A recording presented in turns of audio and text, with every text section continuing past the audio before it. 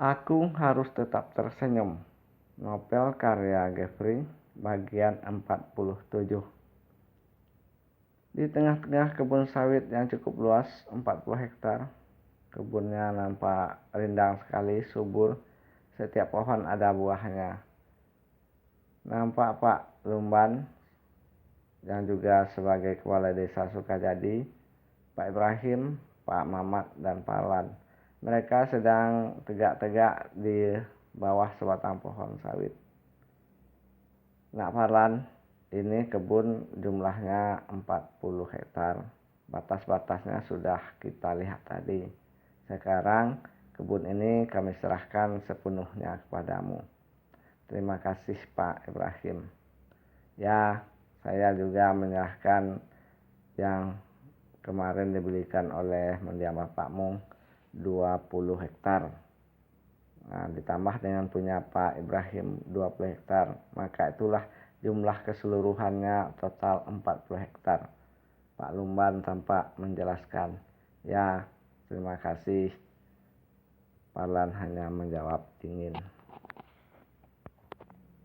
Kewajiban kami merawat, mengurus, dan melihat pertumbuhan-pertumbuhannya, kemudian memberikan pupuk yang tepat, mengawasi panen, mencari tenaga kerja. Mulai hari ini sudah selesai. Pak Ibrahim tampak melanjutkan ceritanya. Karena itu, saya dan Pak Lumban segera akan pergi dari sini karena ini bukan lagi lahan kami. Ya, betul seperti yang tadi dikatakan Pak Ibrahim. Pak Lumban menjelaskan, sekarang ini kan kebunnya sudah menjadi hak milik Nak Farlan sepenuhnya. Karena itulah kami mohon diri ya Nak Farlan, Pak Ibrahim, dan Pak Lumban nampak mulai membalikkan tubuhnya akan meninggalkan kebun. Pak Lumban dan Pak Ibrahim, bagaimana dengan hasil panen selama ini? Farlan nampak membalikkan tubuhnya menghadap Pak Mamat sambil mengerlingkan mata. Sementara Pak Lumban dan Pak Ibrahim yang tadi sudah membalikkan tubuhnya pula hendak meninggalkan lokasi ini, nampak berdiri bagaikan patung. Di dalam hati Farlan bergumam, sekarang bagian kalian, nikmatilah, katanya. Tapi orang-orang itu tidak mendengarkan. Nak Farlan, kan kebunnya sudah dikembalikan. Jadi rasa-rasa Bapak, ya urusan kita sudah selesai. Pak Ibrahim coba bicara lembut sekali. Akadnya kan sudah lebih dari 2 tahun yang lalu, Pak. Surat-suratnya juga bertanda tangan sah dan bertanggal diakui negara. Farlan nampak bicara diplomat sekali. Sudah lebih dari 2 tahun yang lalu. Jadi Pak, kebun ini sudah menjadi hak milik mendiang ayah saya sudah lebih dari 2 tahun yang lalu. Tapi hasilnya kok tidak pernah sampai ke kantong mendiang ayah. Ya, itu kan karena mendiang ayahmu sudah meninggal. Pak Lumban senyum-senyum, tapi nampak dia grogi sekali. Kan saya masih ada, Pak. Farlan juga ikut irama mereka. Farlan berlembut-lembut juga. Setahu saya, Pak, Farlan menambahkan, kalau akad jual beli sudah diucapkan, pihak pembeli dan pihak penjual sudah sama-sama suka, sama-sama senang. Artinya kebun ini sudah berpindah tangan, baik perawatan, kewajiban-kewajiban maupun hak-haknya. Bukan begitu Pak Mamat? Farlan tampak senyum-senyum dan bicara cukup sopan sekali. Pak Mamat hanya angguk-anggukkan kepala. tanpa bisa berkata karena ia menyadari bahwa ia tidak punya hak apa-apa atas kebun yang sekarang sedang mereka perbincangkan. Ini perampokan atau penipuan ya Pak Ibrahim? Lah, nak Parlan kok bicaranya sampai sejauh itu? Kan kebunnya kebun kami, tentu kami rawat. Kalau dirawat tentu hasilnya kami nikmati. Tapi kebun itu kan sudah dibayar ayah saya. Parlan juga santai mengikuti irama Pak Ibrahim. Sudahlah Pak Ibrahim, Pak Lumban. Kalau begini terus caranya, kita tidak akan bisa menyelesaikan persoalan ini. Karena itu kita kan punya hukum, ya kita bawa saja ke hukum. Mudah-mudahan di sana bisa kita selesaikan sebaik-baiknya tanpa merugikan Pak Lumban, Pak Ibrahim, juga tidak merugikan saya.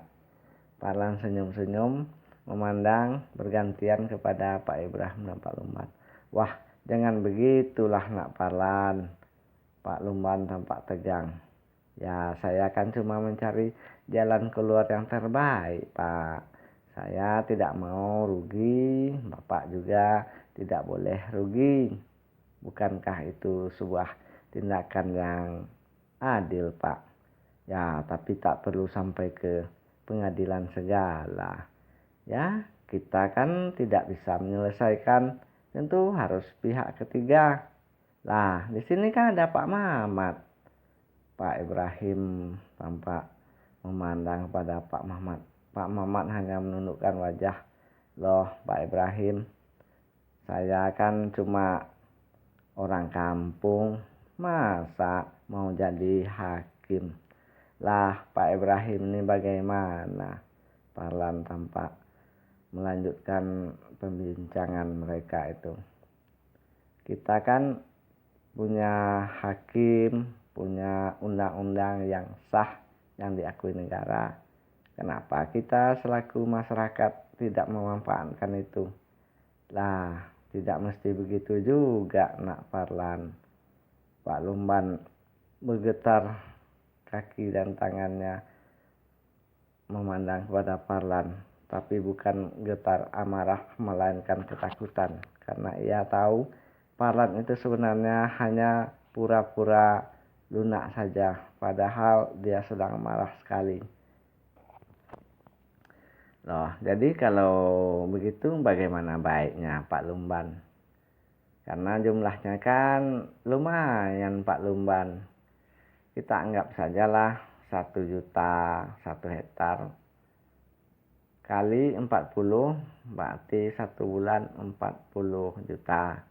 Kita anggap sajalah baru 2 tahun berarti kali 24. Ya, rasa-rasa saya Pak Lumban dan Pak Ibrahim 2 miliar tidak kemana Pak. Sementara kemarin waktu saya sekolah, saya cari makan dengan cari rumput Pak. Sedangkan harta orang tua saya dinikmati oleh Pak Lumban dan Pak Ibrahim. Nah, saya kan cuma mau cari ya adil-adil gitu Pak. Ya, tapi tidak mesti ke pengadilan juga. Pak Ibrahim merayu. Kalau tidak ke pengadilan tidak masalah. Tetapi kan bisa kita selesaikan. Tapi toh kita antara pihak penjual dan pembeli tidak bisa mencari titik temu. Makanya ya apa boleh buatlah. Parlan tampak menundukkan wajahnya lalu coba melangkah untuk meninggalkan Pak Ibrahim dan Pak Lumban yang masih berdiri tegang sekali. Lah, nak Parlan mau kemana? Ya, kalau urusan tidak bisa diselesaikan, untuk apa kita berlama-lama di sini? Lagi pula kebun ini sekarang sudah saya serahkan kepada Pak Mamat, dan Pak Mamat lah sekarang yang akan mengurusnya. Ya, bukan begitu Pak Mamat? Ya, saya akan urus nak Parlan. Ayo Pak, kita berangkat. Tunggu dulu nak Parlan. Lah, apa lagi Pak Lumban? Ya, kami ngaku salah. Kami minta maaf dunia akhirat nak Parlan. Soal maaf, boleh-boleh saja Pak. Cuma kan 2 miliar itu lebar itu Pak. Coba diberikan kerupuk. Hehehe. Pak Mamat tidak bisa menahan ketawanya. Baiklah nak Parlan. Pak Ibrahim sudah tampak agak kebingungan juga. Tapi dia sangat tidak menginginkan agar Parlan meninggal tempat itu. Begini sajalah nak Parlan. Kami akan mengembalikan hak-hak nak Parlan yang sudah kami ambil. Tapi ya, nak Parlan tahu sendiri kan bagaimana pula kehidupan kami. Kita kan sama-sama tinggal di desa. Untuk mendapatkan uang sebanyak itu sekaligus kan dari mana? Ya, saya pun tidak harus menyuruh bapak-bapak berdua melunasinya sekarang, Pak. Nah, kalau begitu bagaimana baiknya nak Parlan? Ya, yang akan membayarkan Bapak Ibrahim dan Pak Lumban. Bapak pikirkanlah sebagaimana kesanggupan Bapak. Saya pun tidak terlalu berambisi sekali Pak. Lagi pula kita ini kan orang-orang satu kampung, tentu ada toleransi Pak.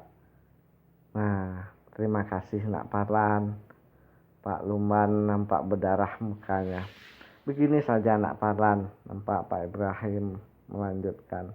Boleh kami minta waktu, tapi ya agak lama nak Parlan.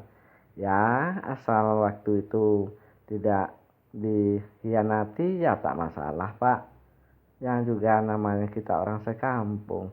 Terima kasih nak Parlan. Begini saja, kami minta waktu 5 tahun ya nak Parlan. 5 tahun. Boleh Pak Ibrahim. Saya pun tidak terlalu memaksa. Ya terima kasih nak Parlan. Kami permisi dulu. Tidak bisa begitu saja Pak. Nanti kan lama-lama lupa. 5 tahun itu lama itu Pak Ibrahim. Jadi bagaimana nak Parlan? Kita buatlah hitam di atas putih. Ya seperti atau sejenis perjanjian gitu Pak Ibrahim. Parlan melanjutkan sambil senyum-senyum. Nah, kita bubui pula materai dengan dilengkapi oleh 2 orang saksi sehingga mempunyai kekuatan hukum. Bagaimana Pak Ibrahim dan Pak Lumban? Parlan seolah-olah mengejek mereka. Ya kalau nak Parlan menginginkan demikian, kami selaku orang tua sudah sewajarnya lah mengalah. Terima kasih Pak Lumban dan Pak Ibrahim. Parlan tampak senyum-senyum. Kalau begitu, marilah kita ke rumah Pak Musa. Loh, kenapa harus ke rumah Pak Musa?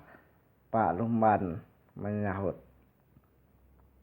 Nah, di sini kan cuma ada Bapak Ibrahim, Pak Lumban dan saya selaku pihak yang bersengketa. Tentunya kita perlu saksi dan saksinya cuma Pak Mamat. Kita kan sekurangnya punya 2 saksi.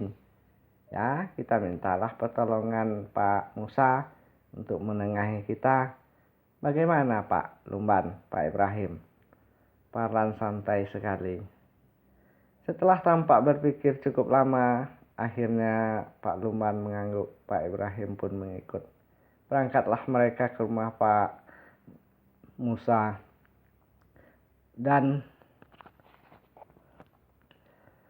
tidak membutuhkan waktu lama, tidak sampai waktu maghrib tiba. Perjanjian dan pernyataan itu pun selesai dibuat jadikan sebagai alat perjanjian bermaterai, dilengkapi oleh 2 orang saksi, yaitu Pak Musa selaku saksi 1 dan Pak Mamat selaku saksi kedua. Pak Lumban dan Pak Ibrahim dengan muka nampak kusut meninggalkan rumah Pak Musa. Sementara Parlan dan Pak Mamat masih berbicara santai dengan kedua suami istri itu. Apalagi Parlan sangat merindukan putri mereka. Dalam pembicaraan itulah Parlan dapat menyelipkan sebuah pertanyaan yang mendapatkan hasil yang luar biasa. Dalam jawabannya, Bu Mira memberikan beberapa digit angka kepada Parlan. Itulah nomor telepon Ranti di sana. Alhamdulillah, kata Parlan, apa yang kucari kudapatkan juga. Terima kasih ya Allah. Bersambung.